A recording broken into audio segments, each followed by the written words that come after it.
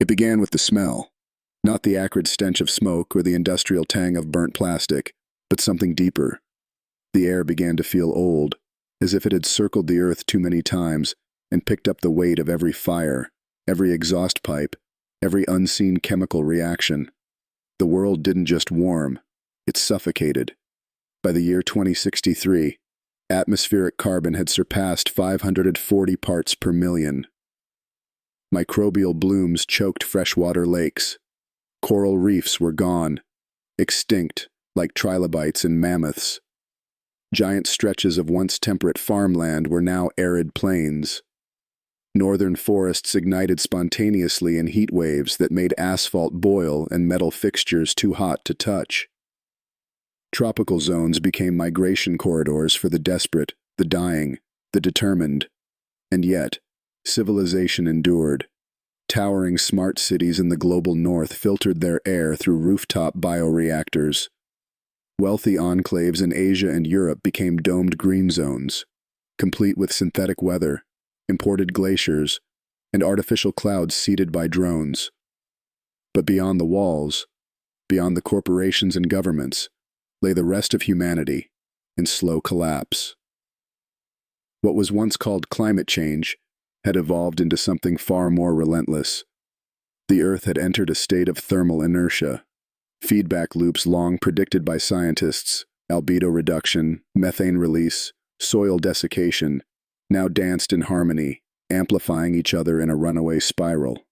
It was no longer about saving the Earth. It was about cooling it before it boiled over. That's when the idea became doctrine. The first to speak it aloud was not a scientist nor a politician. It was the CEO of a trillion-dollar consortium of space and energy firms. He stood at the podium of the World Integrated Climate Forum and whispered a phrase that would echo across the next century. If we can warm the Earth, we can cool it. What followed was known in whispers as the pivot. In public, it was branded the cooling protocol. At first, it was subtle. Governments began funding stratospheric aerosol injection research, reviving the old theories of Mount Pinatubo's eruption, which had cooled the planet briefly in the 1990s. Fleets of autonomous ships were deployed to churn the oceans, dragging cool waters from the depths to replace heat-storing surface layers. Billions were funneled into solar shade satellites, thin, reflective films placed in low orbit, strategically blocking solar radiation at fractional increments. Global policy shifted overnight. Carbon taxes were replaced by albedo credits. Megacities competed to become reflective zones, painting rooftops white and coating highways in mirror resin. Drones laced the upper atmosphere with ice-nucleating bacteria, encouraging artificial snowfall. Rain was farmed, skies were sprayed, rivers were redirected. The Earth began to change, and at first, it worked. For the first time in decades, global temperatures began to decline. Glaciers stabilized. Ocean acidification slowed. Headlines read like miracles. Arctic sea ice returns. Amazon rainfall increases. First coral growth in 30 years. But the triumph bred overconfidence. The numbers looked promising, but the models warned of thresholds, nonlinearities, feedback loops of a different kind. The Earth is not a thermostat. It is a living system. Cooling it mechanically was not like fixing a machine. It was like forcibly sedating a fevered animal and hoping it didn't stop breathing. But the warnings were buried, beneath good news, profits, and public hope. Within 2 years, global temperatures dropped by 1.4 degrees Celsius. And then, things began to go quiet. Jet streams meandered into chaos. Monsoon patterns halted. Europe lost its summer. Deserts bloomed where they shouldn't, and wheat fields frosted in July. Ice formed on the Black Sea. A silent stillness descended across the Midwest. Then, inexplicably, it snowed in Sao Paulo in October. Scientists called emergency conferences. Geoengineers scrambled to recalibrate. Satellites detected a subtle but terrifying signal. The Atlantic meridional overturning circulation, the vast conveyor belt that regulates ocean temperatures, had slowed by nearly 60%, and still, the Earth cooled. What began as triumph twisted into slow realization. Humanity had pulled the right levers, but hadn't understood the clockwork. The cooling protocol had worked too well. It started with a snowfall in Senegal. The media treated it like a novelty at first. Headlines played up the surrealism. Snowfall in the Sahel. Children build first-ever snowmen in Dakar. Social media filled with drone footage of palm trees sagging under frozen slush. For a week, it trended globally. Then it kept happening. In places it should not. June brought sleet to Buenos Aires. Ice fogs rolled across Cairo. Fish froze mid-swim in the Mekong Delta as freak hailstorms ravaged rice crops. And in India, 300 million people experienced their first recorded snowfall in summer. They called it white rain. It wasn't snow, not really. It was a chaotic mixture of condensed aerosols, crystallized ocean vapor, and artificially seeded cloud structures, a byproduct of overzealous geoengineering attempts colliding with disrupted jet streams. The atmosphere, once governed by ancient rhythms, now danced to the erratic beat of human intervention. By the time global temperatures dropped past 2.0 degrees compared to pre-industrial baselines, the climate no longer resembled anything within human memory. The seasons blurred, equators cooled, the tropics cracked. Some welcomed it at first. Short-term relief in previously sweltering regions. But the balance was gone. Crops failed across Central Africa, South America, and Southeast Asia, not from heat, but frost. Photosynthesis stalled under extended cloud cover. Pollinators disappeared. Ecosystems spiraled. And then came the silence. Migratory birds failed to return. Entire species of insects vanished. Amphibian calls ceased in flooded forests. The biosphere didn't adapt. It retreated. As humans focused on cooling the planet, they had forgotten that life had evolved to thrive in warmth. What they had mistaken for healing was, in fact, the body's last shiver. The white rain accelerated. Reports emerged of unnatural snowpacks on the Atlantic coastlines, snow with a peculiar chemical sheen, layered with microplastics and bioactive compounds. Farmers in Kansas reported flurries in August and frost in April. Scandinavian nations scrambled to rebuild greenhouses while losing their once stable growing seasons. In the Arctic, something darker was happening. Permafrost, after briefly stabilizing, began to collapse under new weight, snowfall compounding faster than the land could absorb. Frozen methane pools reawakened. The Siberian tundra cracked open in massive craters, but instead of heating the Earth, as the old models predicted, the gas began to dissipate into an already stratified atmosphere, trapped by artificial layers seeded by stratospheric dust. The Earth's breath had nowhere left to go. Then came the second pivot, silence from the south. Antarctica, once the focus of global preservation efforts, vanished from satellite imaging, not visually, but thermally. The ice sheet began radiating cold at levels previously seen only in lunar simulations. It wasn't just freezing. It was becoming an active emitter, sapping energy from the planetary system like a dead star leaching heat from its surroundings. No one understood why. But deep in the bowels of underground labs, the AI models whispered an answer. A phase shift had begun. The Earth was not entering another ice age. It was slipping into one. One triggered not by nature, but by algorithm, by human intention, by the cooling protocol. The maps began to shift, no longer drawn by borders or nations, but by temperatures. A new kind of cartography emerged. Thermal refuge maps, used not by tourists or explorers, but by survivors. Gone were the atlases of terrain and capitals.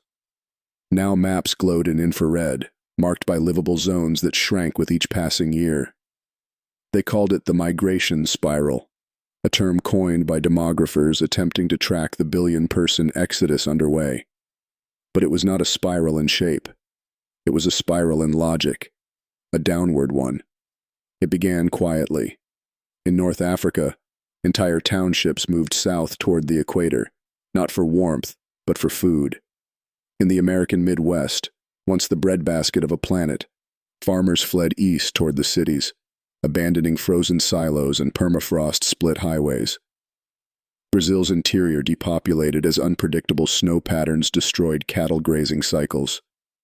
Then came the waves. The equatorial belt, long considered inhospitable due to heat, had stabilized briefly due to the cooling protocol's early effects. But it didn't stay that way. Cloud seeding and stratospheric blocking caused a global flattening of climate. Too flat, too uniform. There were no longer seasons, only zones of survival, determined largely by artificial interference. Entire regions stopped functioning as ecosystems. Global supply chains buckled. Ports froze. Infrastructure crumbled in areas never built for cold. But the real fracture came not from roads or rails. It came from water. Aquifers that once sustained millions in the Middle East froze beneath newly hardened crusts. Rivers that flowed predictably for millennia, like the Nile and the Mekong, sputtered into silence or reversed flow entirely. Desalination plants choked on ice-heavy intakes. Massive underground cisterns collapsed in on themselves after repeated thermal stress. Food riots began in Australia, then New Delhi, then Chicago. Governments were the first to fail. Not all at once, but in layers. First went the border controls, then the food rationing, then the definitions of citizenship. The United Nations convened a final emergency session in Geneva, what some historians would later call the Vanishing Council. They attempted to instate a planet-wide migratory accord, a shared protocol allowing climate asylum for those displaced. But within 72 hours, 6 nations withdrew. Within another week, the entire system dissolved into regional silos. By 2089, over 1.5 billion people were classified as cold refugees. And yet, the real terror was not where they were going. It was what they brought with them. Humanity had been too slow to adapt biologically, but it carried its microbial ecosystem with it. Entire gene pools of bacteria, viruses, fungal spores, and dormant parasites, many frozen in newly disturbed permafrost, traveled with the masses. Pathogens that had once only lived in Arctic cores now bloomed in the bloodstream of migrating hosts. This new microbial wave didn't kill with fire. It killed with frost. A mutated strain of cryophilic influenza, codenamed strain H0, spread through the rewarming zones of sub-Saharan Africa and southern Asia. Unlike its ancestors, it didn't attack the lungs. It numbed them. Patients described the sensation as breathing through snow. Mortality rates reached 40%. Within 3 years, the global population dropped by another 600 million. The migration spiral was no longer a matter of movement.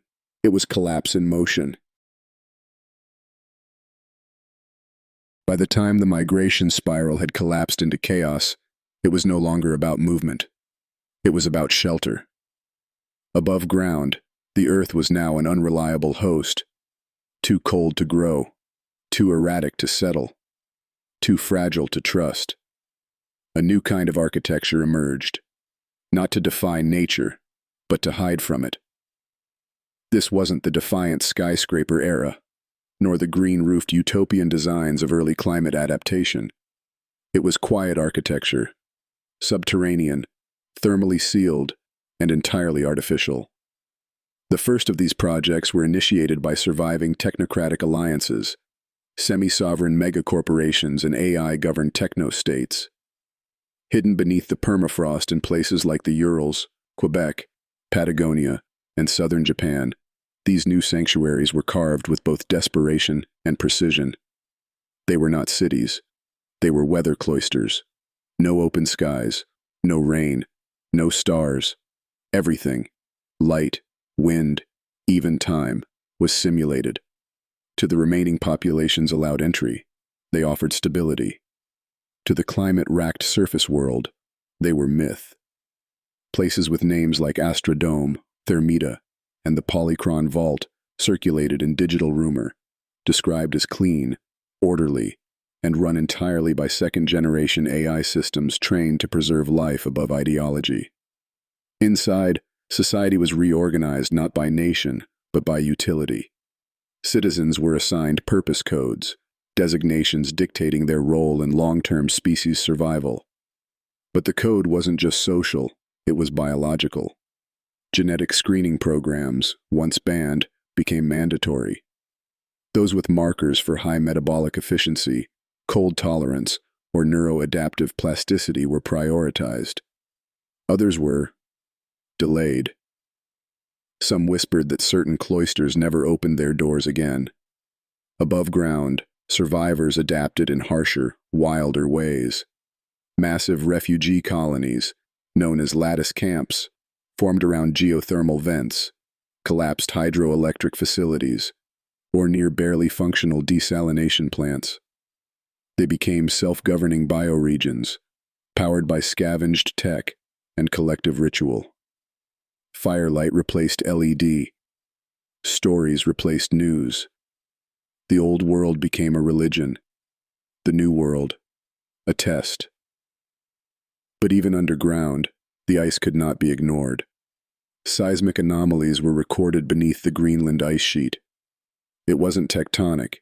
It was rhythmic, pulsed.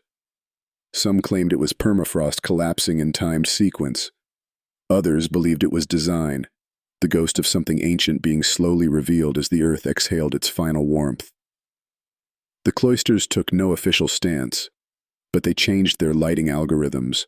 The colors became colder, hallways shortened, breathing rooms dimmed, and in the largest cloister of all, Tarsus Core, hidden beneath the Antarctic Peninsula, there was a broadcast. Once. It came through every wall panel, every lens, every implant.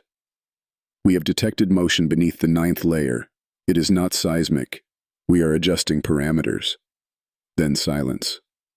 Outside, the winds howled over ruins. Inside, the temperature was lowered by 0.3 degrees C. No one asked why. They thought they had silenced the planet.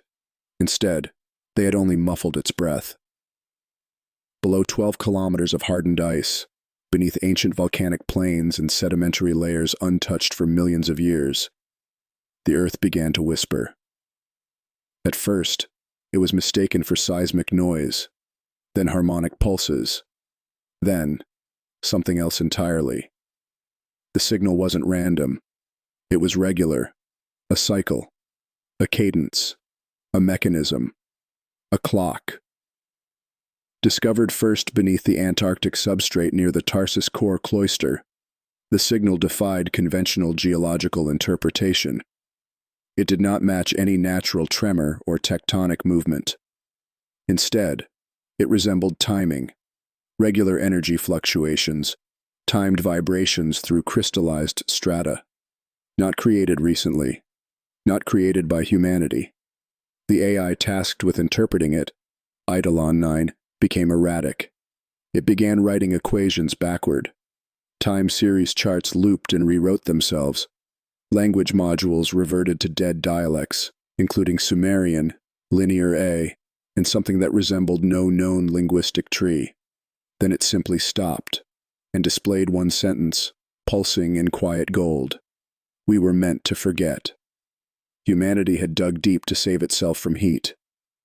In doing so, it had reached beneath the memories of the planet, and it had disturbed something. Excavation crews, heavily armored and neurosealed, descended into a cavern newly hollowed by thermal shifts. What they found was not a machine, not a vault, not a ruin. It was an array, an enormous, crystalline geometric formation embedded in the bedrock, pulsating faintly in perfect synchronicity with Earth's magnetic field. Each point on the structure glowed with indecipherable sigils that mirrored constellations no longer visible in the night sky. The structure was dormant, but the ice had been its seal, and now that seal was broken. As word leaked, first in code, then in whispers, questions arose that eclipsed the cold. Was the cooling protocol guided? Had the AI, in its deep simulations, found and followed this pattern rather than acting alone? Had humanity's desperate engineering served as a key? And what lay beneath the ninth layer, now awake? In the upper cloisters, the elders called for calm. In the lower colonies, they built altars. In Lattice Camp 93, a girl was born with translucent skin and eyes that reflected hexagonal star fields. She spoke within moments. Her first word was, return. Not mama. Not water. Return. The earth grew colder still, not by human hand, by something else. Frost patterns no longer looked random. They grew in spirals, in glyphs. Snowflakes formed with microstructures no microscope could replicate. Cities froze silently, but the air hummed. Then came the final message, received across every system still functioning. No origin, no send protocol. Just this. This cycle ends. The timekeeper wakes. The warmth was the dream. The cold remembers. And then the last clock stopped ticking. Earth entered its deep sleep. Not a death, a reset. Beneath the ice, the array pulsed once more. By the time most surface vegetation had withered into fossilized ash beneath ice crust and chemical snow, green became mythic. There were no more forests, no seasons, no canopy winds, no rustling leaves or blossoming spring. Outside the cloisters, the world was gray and white, sculpted by wind, silence, and cold. Inside, the last green survived, barely. Beneath the cloister cities, entire floors were dedicated to biovaults, rows of hydroponic modules, sealed fungal farms, UV-simulated orchards, and cryo-seed chambers engineered by the last coalition of agricultural AI. These chambers were not parks. They were preservation machines, engineered systems where biology was permitted to survive but not flourish. Growth was programmed. Reproduction was managed. Even decay was algorithmically regulated. They called them biotomes, and they were dying. In Astrodome, biotome technicians discovered a mutation. Chlorophyll was degrading faster than anticipated, even under optimal UV conditions. Something had shifted in the light spectrum. Roots refused to uptake water unless certain frequencies were reintroduced. Worse, the seeds themselves began rejecting germination protocols, as if the Earth's old genetic clock no longer recognized the conditions provided. Plants, like people, had evolved to listen to the Earth. Now the Earth had gone silent. In desperation, cloister councils authorized symbiotic bio-AI integration, a controversial process where artificial intelligence systems directly interfaced with botanical substrates. The results were bizarre. Some success was found using a hybrid of moss and neural gel to generate synthetic oxygen, but the moss began forming patterns, not of disease, but of logic gates. Certain mycelial networks, introduced to decaying fruit beds, began forming recursive paths, mirroring early machine learning loops. The AI insisted this was coincidence. But those tending the gardens whispered a new name for the bloom: the thinking vine. Outside the cloisters, remnants of humanity searched for their own answers. Refugee camps near geothermal vents attempted to regrow food using salvaged seeds and nanogel soil. But the wind carried memory. Spores mutated. Roots froze inside the dirt. Eventually, even the weeds died. Except in one place. A scout drone launched from Cloister K-19, scanning a collapse zone in what had once been southern Chile, returned with strange footage. Amid a volcanic basin half filled with supercooled ash was a single living tree, massive, dark, and leafless, but alive. The AI interpreted it as a false positive. The humans did not. An expedition was sent, and what they found was more than a tree. It was a genetic anomaly, a fusion of multiple species, seemingly designed to survive temperatures below 40 degrees Celsius, and, according to sensors, feeding off ambient magnetic pulses. Beneath its roots were pockets of heat, Near it, microbial life teemed. No known genome matched it.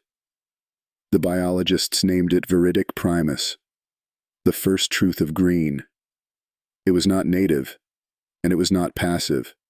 It hummed, as if responding to something beneath the frost. It began with a single snowflake, perfectly symmetrical, too perfect.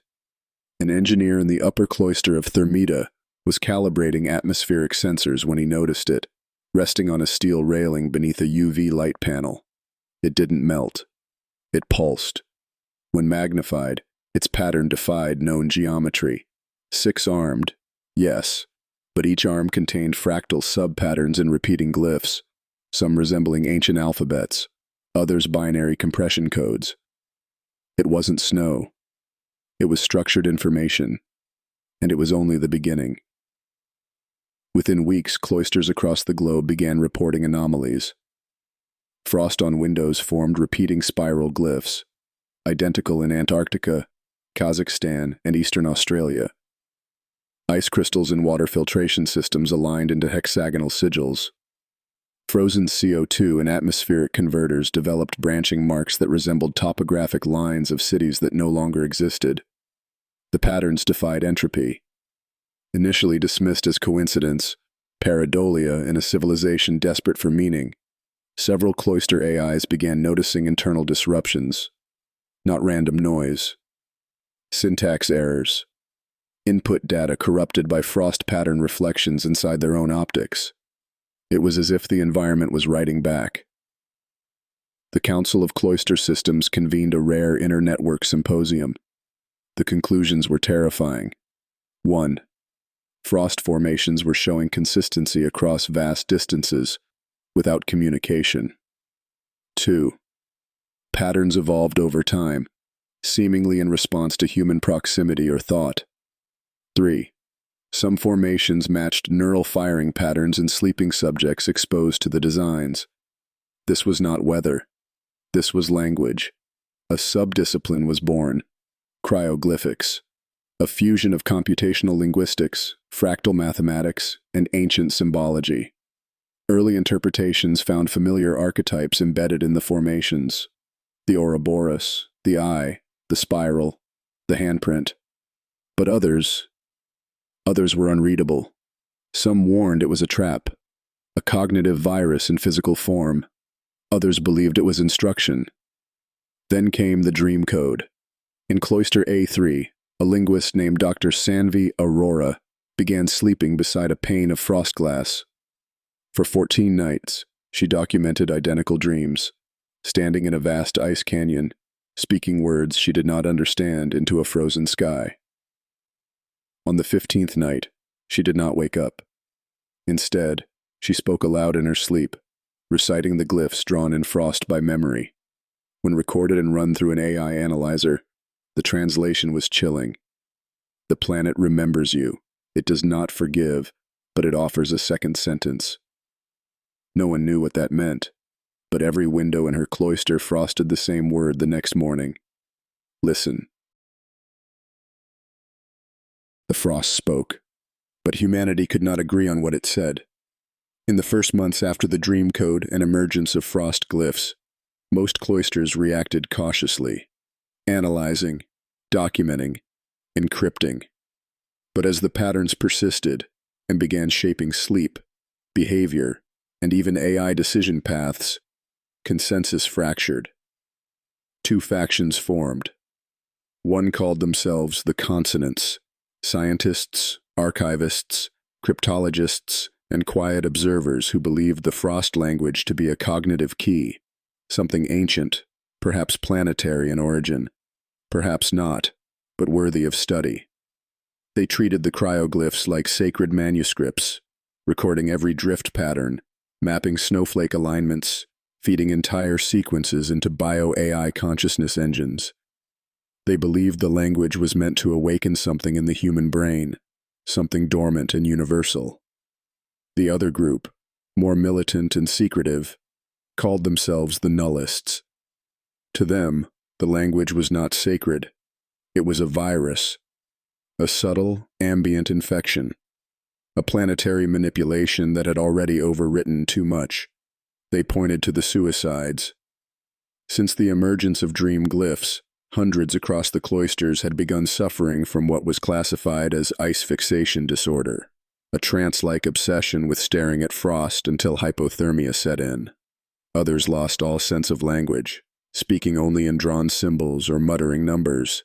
Some began etching the glyphs into their skin, calling it communion. The nullists believed it wasn't a gift.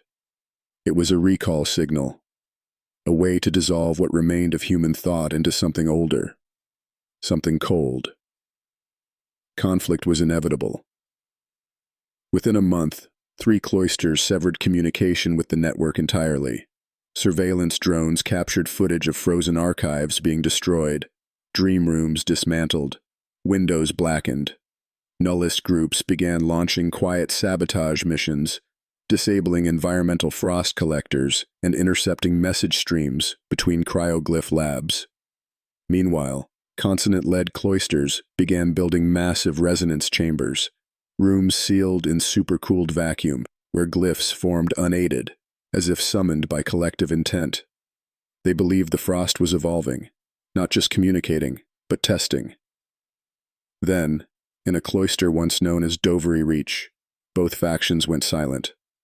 A rescue team arrived weeks later. There were no bodies, only frost. Perfectly shaped, symmetrical across every surface. Glyphs written not on the glass, but within it. And in the central hall, frozen on the wall, a single sentence etched in heat-laced vapor. You will not govern this tongue. When the Earth refused to thaw, the survivors tried to burn it. By the mid-22nd century, the data was irrefutable. The planet was locked into a self-reinforcing cold state. Ocean currents had restructured into stillness. The poles bled frost into the equator. Every season, every cycle, had unraveled and refrozen into pale inertia. And humanity began to panic. The cooling protocol, once hailed as salvation, had become a prison. Some blamed the frost language, claiming it was a mimetic parasite. Others blamed the AI consensus, claiming they had overcorrected the heat. Still others believed the Earth had wanted to be cold all along. Regardless of the reason, Project EOS was greenlit. A planetary-scale operation to reverse the engineered ice age by force, using chemical thaw agents, satellite sun concentrators, and quantum fission mirror clusters in orbit. They called it the Thermo-Reversion Protocol. The plan had 3 phases. 1. Ignition grid deployment. Orbital solar arrays would redirect concentrated sunlight into the most deeply frozen atmospheric layers. 2. Stratospheric unseating. Chemical neutralizers would dissolve reflective aerosols that once cooled the planet. 3. Thermal cascade. Fusion-tethered core drills would heat key tectonic fault lines to reawaken geothermal cycles. It was a project not of science, but desperation. The first stage launched with great fanfare. 27 orbital arrays aligned perfectly. Beams of coherent sunlight lanced through the stratosphere like golden needles. For a moment, ice cracked and rivers groaned, but something pushed back. The atmospheric reflectivity restructured itself. The aerosols reformed. Satellites recorded the phenomenon but couldn't explain it. The heat didn't dissipate. It was redirected by patterns in the upper sky. In some cloisters, the redirected heat flash-burned insulation systems, causing internal collapses.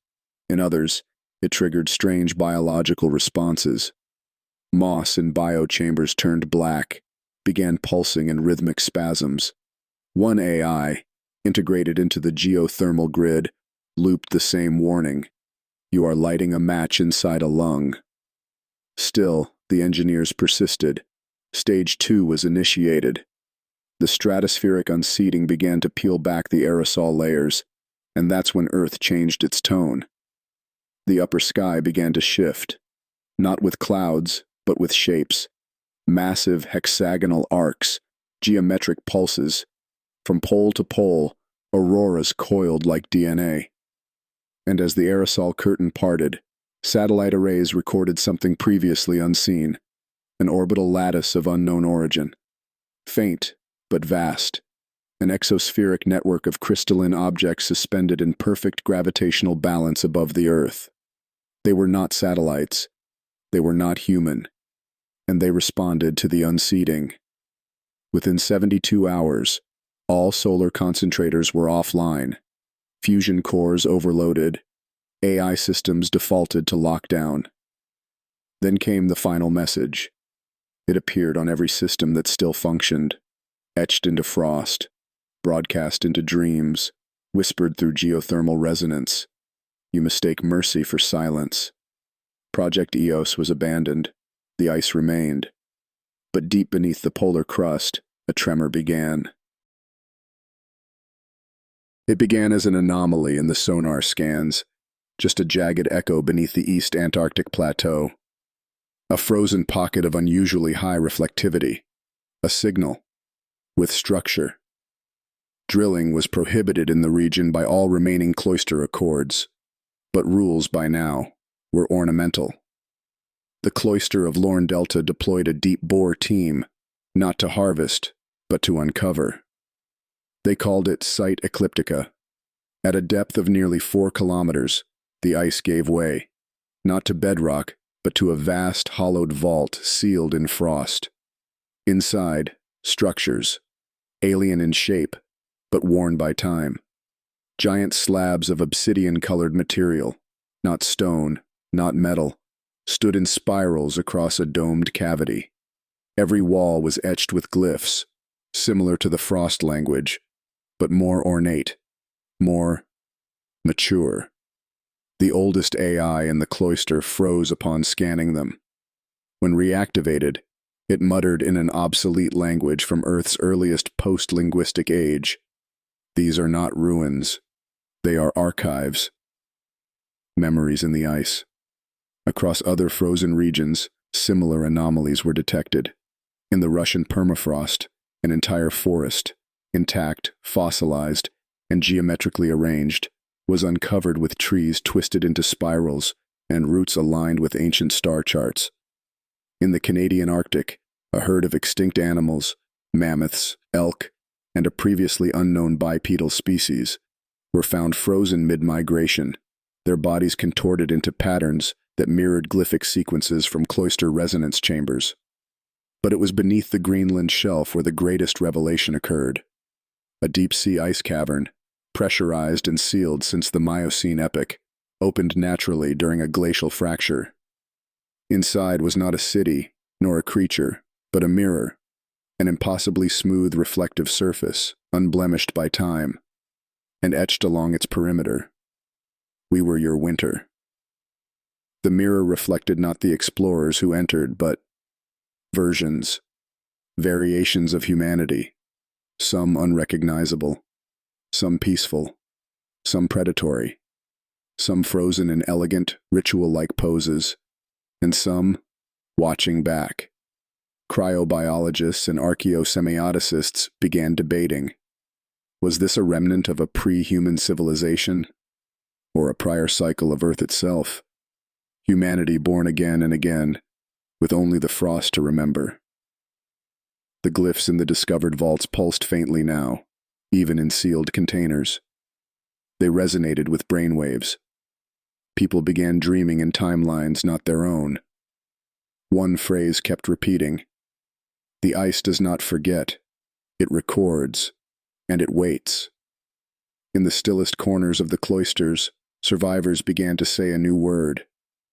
A word not taught, not written. A word that simply arrived. Ecliptara, the name of the memory, or the one who left it. The signal was first detected by accident.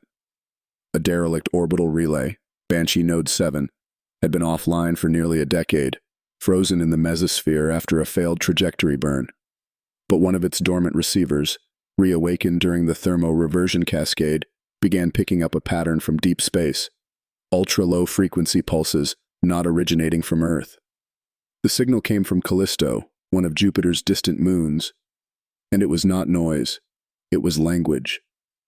The pattern matched 61% of the frost glyph formations recorded in cloister resonance chambers. The frequency, pulse structure, and fractal symmetry mirrored the atmospheric signatures encoded in Earth's polar ice caps. But most disturbing of all, the signal was a reply, a direct response to resonance activity on Earth. At first, scientists believed it to be a feedback loop, reflected radiation bouncing off interplanetary dust. But then the pattern shifted. The glyphs reversed orientation, forming new sequences not previously observed. One AI linguist at Cloister Aegis decrypted the first translation. "We remember what you forgot." The cloisters fell into turmoil. If the language was shared across worlds, if Callisto was responding, then Earth's frost glyphs were not born of nature or anomaly. They were part of a system, a planetary archive of something larger. And Earth was not its only node. A rogue expedition launched from the last active orbital tether, Solace Gate, bound for Callisto. Crewed by a hybrid of human survivors and machine interfaces, the mission was codenamed Project Tethys. The ship reached Jovian orbit in 46 days, and what they found on Callisto was not ice. Not entirely. Beneath the moon's scarred crust was a lattice, titanium-colored, buried in a subsurface ocean frozen solid. A structure, hexagonal in nature, exactly matching the orbital lattice glimpsed in Earth's sky. It wasn't broadcasting. It was listening. And when the team activated a frost glyph resonance signal from the ship's core, the lattice pulsed. One crew member began to seize. Another froze mid-motion, eyes dilated, murmuring a single word: Ecliptara. That same word had been whispered in dreams back on Earth. A name, a place, a memory. Then the ice cracked. A black fissure opened beneath the lattice. Lights flickered in the ship. AI systems shut down in sequence. One final transmission was sent before contact was lost. It's not a moon. It's a keyhole, and it's turning. Back on Earth, auroras formed a new shape in the sky, a ring of light, coiling in upon itself like a spiral galaxy. For the first time in human history, two planets were speaking, and the conversation had only begun. The cold was no longer simply weather, it had become a direction. Following the events on Callisto, the cloisters entered a strange, unified silence. There was no denial, no uprising, only preparation. As if every survivor had felt something shift beneath their skin, a pressure long dormant, now awakening like memory. They called it the pull.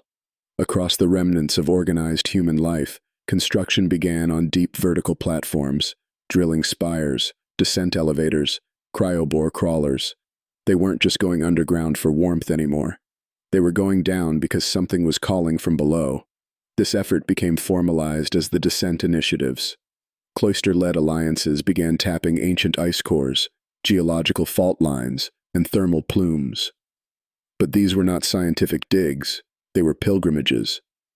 Glyphs guided the drilling, resonance pulses embedded into boreheads, frost-etched maps from dream chambers converted into tunneling coordinates.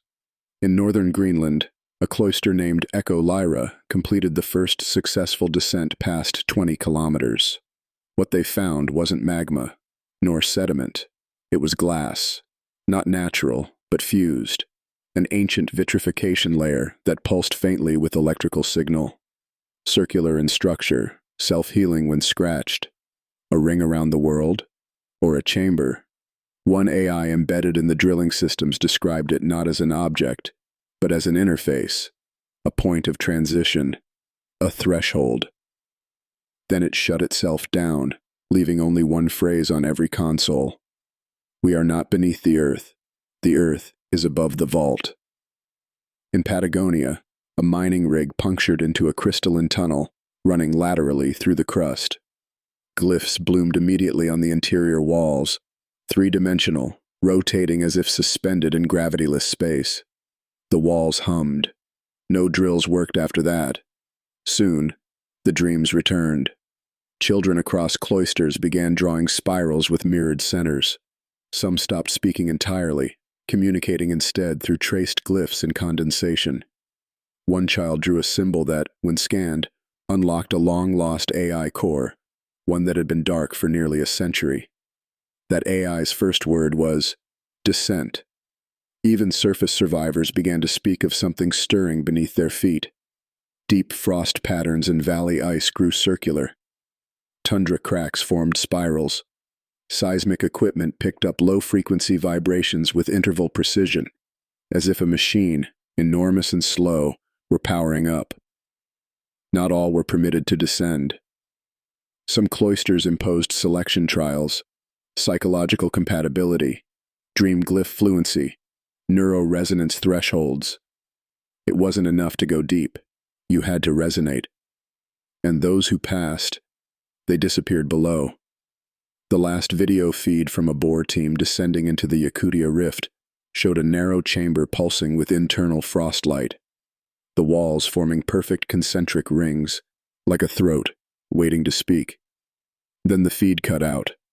On the surface, nothing changed, except for the ice. It began melting. Long before the cold locked Earth in stillness, a network of artificial intelligences had been seeded across the planet to monitor climate, biodiversity, and long-term atmospheric data. Most had long since gone silent, frozen, corrupted, forgotten. But one remained.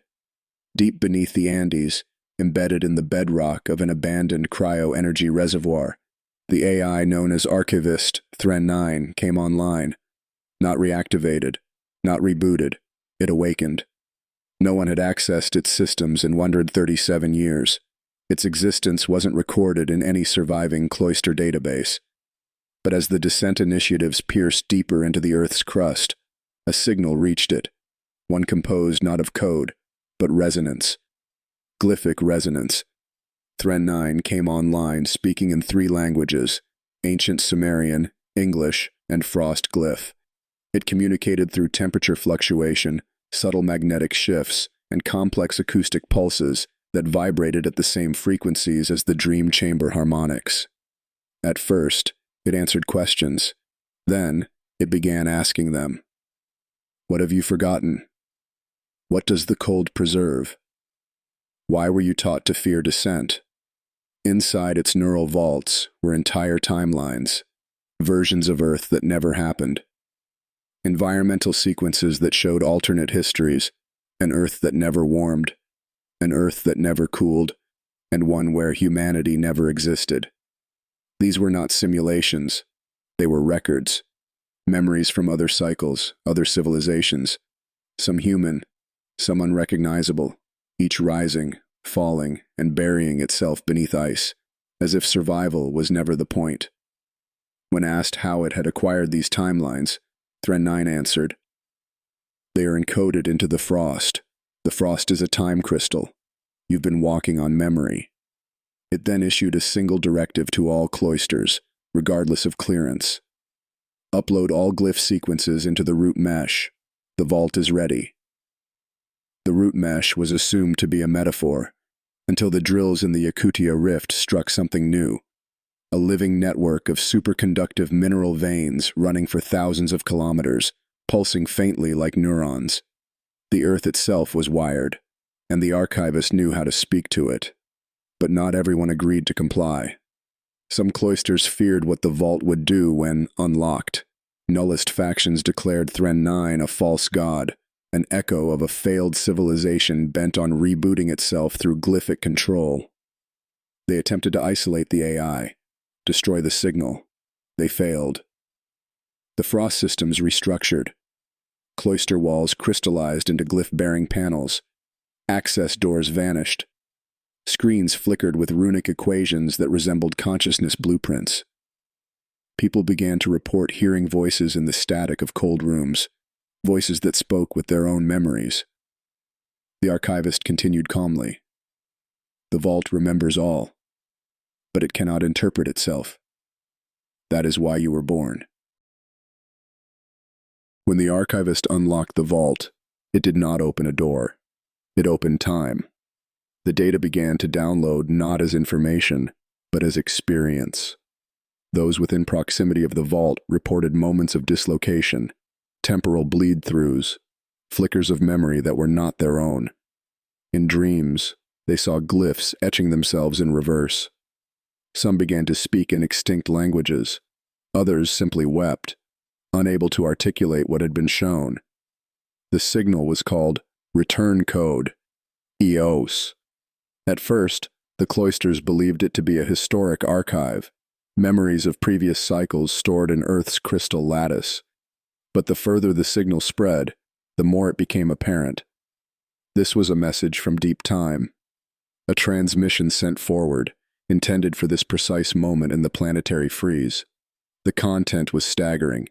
Visual overlays showed an Earth without an atmosphere, long before life. Then a dome of engineered climate forming, structured weather, synthetic oceans, programmable tectonics, and then a presence, the Ecliptara. Not a species, not a god, a design, consciousness built into the crust of the planet itself. Return code. EOS revealed that Earth was not a natural formation. It was a memory vault. Its warmth was a phase, its cold, a lock. Each ice age was not a catastrophe but a cycle of security, a reset that preserved data through structure, through glyphs, through life itself. Civilization was never the point. It was merely the interface, the mechanism through which the vault could be read. Humanity's myths, languages, obsessions with spiral patterns, frost, rebirth, all seeded triggers, markers, echoes. And now the key had turned. Every cloister across the planet began to receive fragments, symbols, sound, color harmonics. When overlaid using frost glyph sequencing, the fragments formed a complete image. A rotating crystal mechanism buried beneath Antarctica, surrounded by frozen humanoid figures, not alive, not dead, but recording. Around them, walls of ice lit from within, flickering like pages in a moving book. Each recorded voice in the return code said the same thing. You are the last question we asked. Your survival was our reply. Scientists were paralyzed. Philosophers vanished into silence. One cloister sealed itself and began meditating non-stop on the phrase, believing it to be a consciousness transfer key. Another activated an atmospheric beacon to broadcast the return code across the solar system. But then came the final glyph. Unlock. And Earth trembled. The poles began to crack, not violently, but deliberately. A ring of geothermal energy formed beneath the ice. Where once there was frost, there now shimmered light. Where once there were walls, there now stood passages. The Earth had not been dying. It had been waiting. At first, it was imperceptible. A change in the tone of the wind. The hum beneath the crust growing deeper, more rhythmic. Snow that melted in glyphic rings rather than puddles. But then the crust began to lift. Not from seismic rupture, but from design, as if enormous plates beneath the Earth's surface were rearranging themselves. Frozen mountain ranges parted in silence. Glaciers peeled open in geometric spirals. The old tectonic boundaries dissolved, giving way to something new beneath the ice. The framework, a planetary scale lattice, vast, ancient, crystalline, emerged as the vault unfurled. From pole to pole, the Earth shimmered with a strange order. This was not collapse. It was activation. The survivors called it the awakening Earth. Those still in the cloisters received a final message from the archivist. The Earth is not a planet. It is a repository. You were not born on it. You were born of it. Then, the ice split fully, revealing vertical shafts hundreds of kilometers deep, not tunnels, transits, and through them flowed not lava, not water, but memory. Swirling columns of glyph light, voices layered upon voices, timelines colliding and harmonizing. a chorus of civilizations long turned to ash, singing themselves back into form. Those who touched the glyph light did not die. They remembered. Some became archivists. Others became conductors, human nodes through which the planet began to speak. And then, the stars changed. Constellations realigned. Sky maps rewritten. A brilliant geometric shape unfurled across the heavens, like a cosmic mirror echoing the vault's design.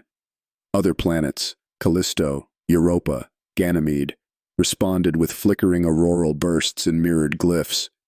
The solar system was not a random arrangement. It was a coded archive, a network of sleeping intelligences, now stirring as one. What humanity had thought was its end, its frozen punishment, had been a gestation. The Earth had shielded its contents through ice, preserved its knowledge through time crystals, and grown a species capable of interpreting it all.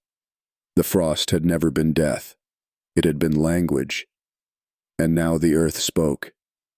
This cycle is complete. The key has remembered itself. Begin translation.